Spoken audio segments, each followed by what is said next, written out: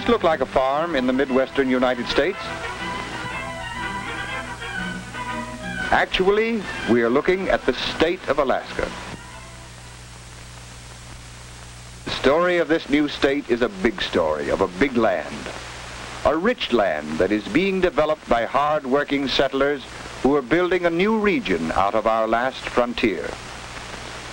Let's get better acquainted with Alaska so we can understand why it's so important to us. One reason for Alaska's importance is its geographical position in the path of the air routes over the roof of the world. The airplane is making Alaska a center of the new communication routes of our air age. Another important feature to notice is Alaska's size. Let's compare it with the rest of the United States. We can see that it is about 1/5 the size of our whole country. Alaska's vast, undeveloped regions are a storehouse of natural wealth. There are magnificent mountain ranges bearing precious ores of gold, silver, and copper. There are 20 million acres of forest, the lumber and wood pulp for future American markets. There are cold rivers that are teeming with fish. And along the coastline, there are untapped deposits of oil. Because Alaska extends about 1,200 miles from north to south, it has a variety of climate. For example, north of the Arctic Circle, we see Alaska as most of us know it, a barren, windswept region. Here the summers are cool, and the ground just below the surface is always frozen. But did you know that in central Alaska, the heat of summer is about the same as that in New York City? And along the southern coast, the climate is similar to that in Seattle. So Alaska, as we are beginning to see, is not a land of endless ice and snow. Alaska was brought closer to us with the building of the Alaska Highway in 1942.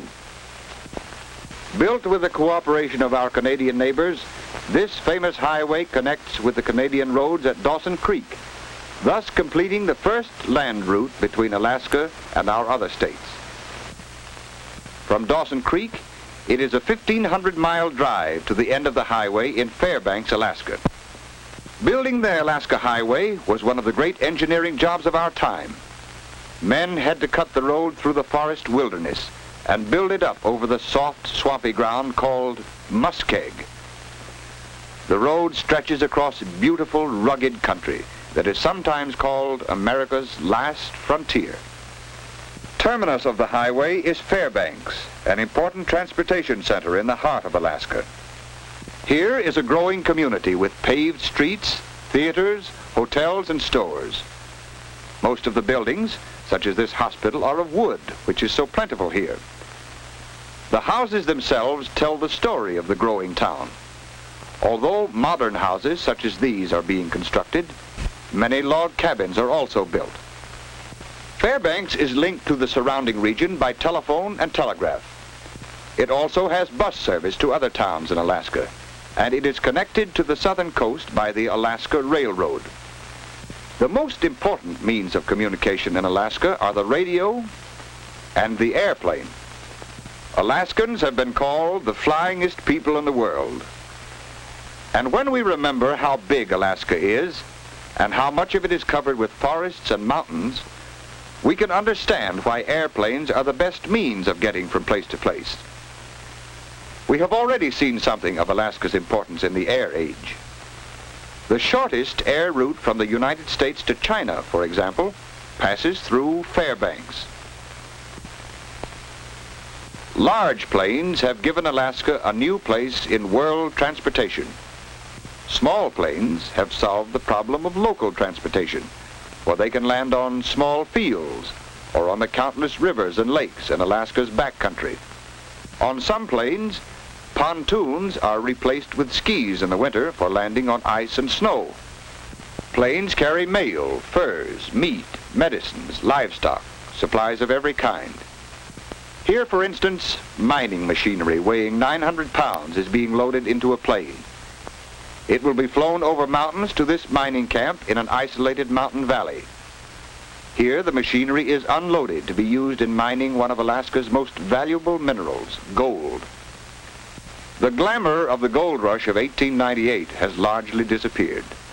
Today, gold mining is a big industry, using mechanized methods. The old prospector with his pick and shovel has been replaced by the modern hydraulic miner. The early miners exhausted most of the gold on the surface, so today big dredges dig the gold ore that lies deeper in the earth. Gold mining is a valuable industry, but Alaska's greatest source of wealth is salmon fishing. More than half of the world's supply of salmon comes from Alaskan canneries. In June and July, the shallow waters of the Gulf of Alaska and of Bristol Bay are dotted with fishing boats. Fish are also caught in Alaska's many rivers. Here is Alaska's greatest treasure, the silver salmon, worth more to us than Alaskan gold. In addition to fishing and mining, agriculture is being developed as a new industry. Most of us have heard about the Matanuska colony in southern Alaska, begun by settlers from Minnesota, Wisconsin, and Michigan. Like our early pioneers, these Americans faced the tough job of clearing the new land. But today, the fertile soil yields excellent crops, and the valley wilderness is being replaced with cultivated fields.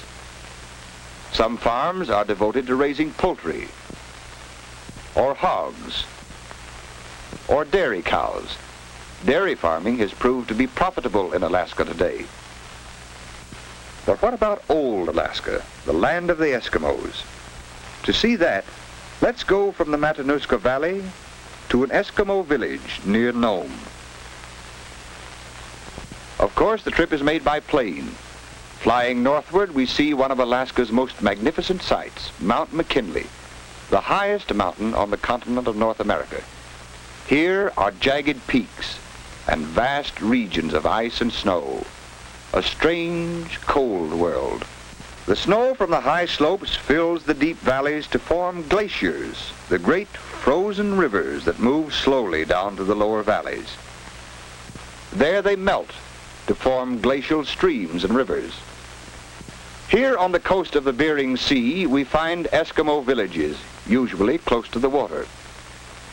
Today, the Eskimos build wooden houses and are well acquainted with modern ways of living.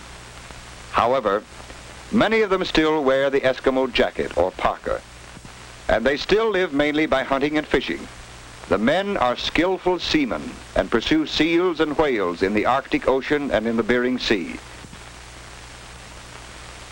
They still use boats made of wood covered with sealskin.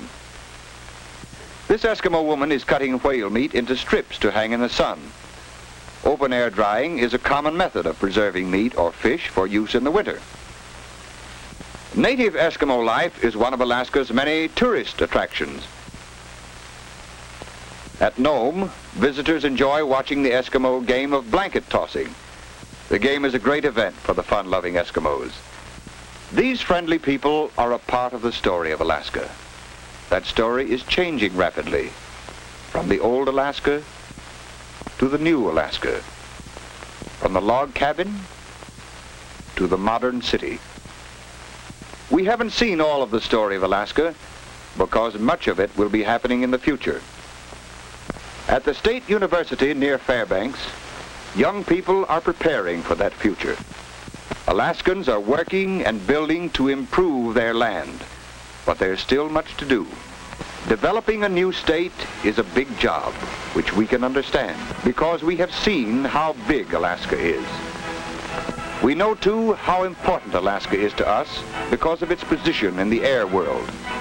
And we have seen Alaska's importance in terms of its natural wealth, the timber, the minerals, the fish, and the farmlands.